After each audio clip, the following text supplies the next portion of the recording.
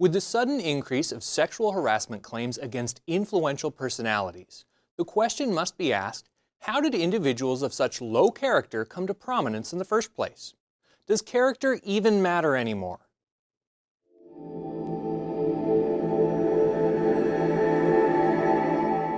Does character matter? In watching politics, I often find myself amazed at how quickly an individual accused of just about anything can be vilified. The ink barely has time to dry on most stories, or whatever the equivalent saying would be for tweets, and then countless politicians declare their outrage at how shameful and immoral the accused is. It appears innocent until proven guilty has given way to the immediate ostracizing of anyone accused of wrongdoing. Of course, that is if the accused is a member of the opposing political party. If the accused happens to agree with them on immigration, healthcare, and gun control, then the media is twisting the story, or the accused is being rung up on baseless charges. You've likely noted this phenomenon for yourself. Even certain media outlets give far more benefit of the doubt to those who share a common political agenda. Can we be guilty of the same misconceptions? A shocking poll from JMC Analytics and Polling asked the following question concerning allegations against a recent senatorial candidate. Given the allegations that have come out about Roy Moore's alleged sexual misconduct against 4 underage women, are you more or less likely to support him as a result of these allegations? It is important to note, allegations do not necessarily equal guilt.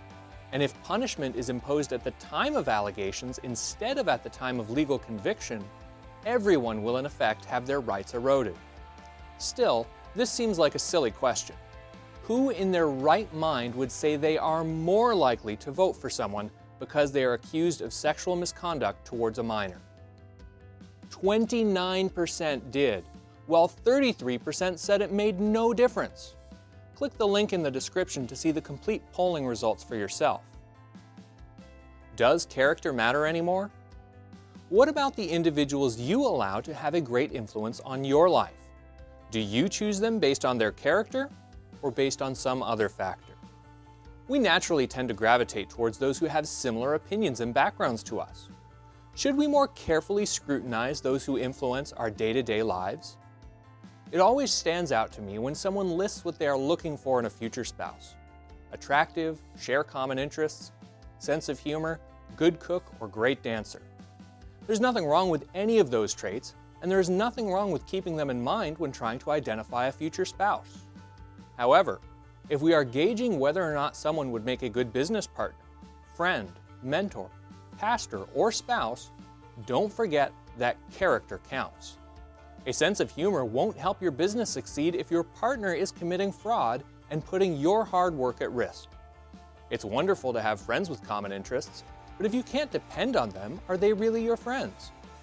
And while I don't know too many people that wouldn't like an attractive spouse, what good are looks if it is not an individual you can trust? I'm not here to say you have to choose one or the other. If you have a list of important traits for a future spouse, perhaps you've left honesty, integrity, and character off because they seem obvious. Yet how many relationships end in heartbreak because those traits were lacking? When you are trying to decide if and how another person can fit into your life, don't forget that character does matter. Not many of us will be put into a position where the character of a Hollywood celebrity or even most politicians are going to dramatically affect our day-to-day lives.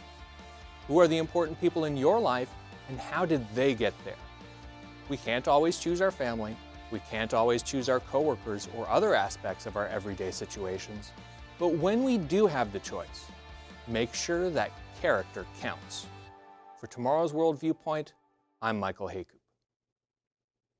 To subscribe to our channel, click here. To access articles, telecasts, and booklets from Tomorrow's World, visit our website at twcanada.org. The world economy is in dire need of fixing.